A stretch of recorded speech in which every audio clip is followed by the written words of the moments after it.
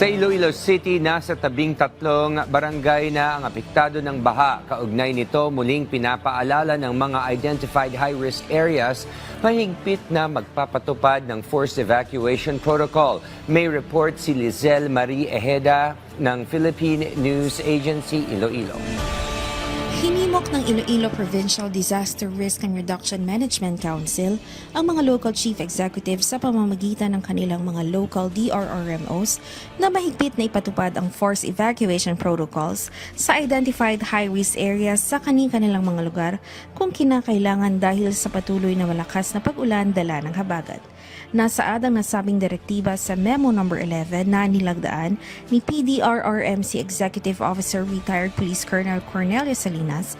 Kasunod sa direktiba din na ipinalabas ng DILG, isinasaalang-alang sa mga panganib na dulot ng mga malakas na ulan sa hinang habagat.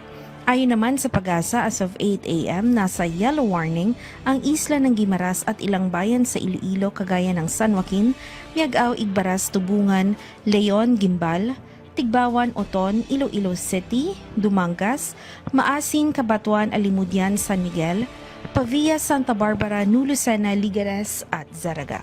Ibig sabihin, posible ang pagbaha sa mga low-lying areas at landslide naman sa mga bulubunduking lugar.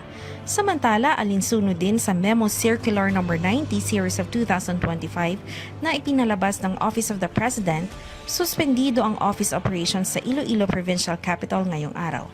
Isa ang Iloilo sa mga lugar na binanggit sa MC na apektado ng patuloy na pagbagsak ng malakas na ulan. Sa kabilang dako sa lungsod ng Iloilo, iniulat ng City DRRMO as of 6:30 a.m., may 13 mga barangay ang apektado ng baha dala ni hanging habagat.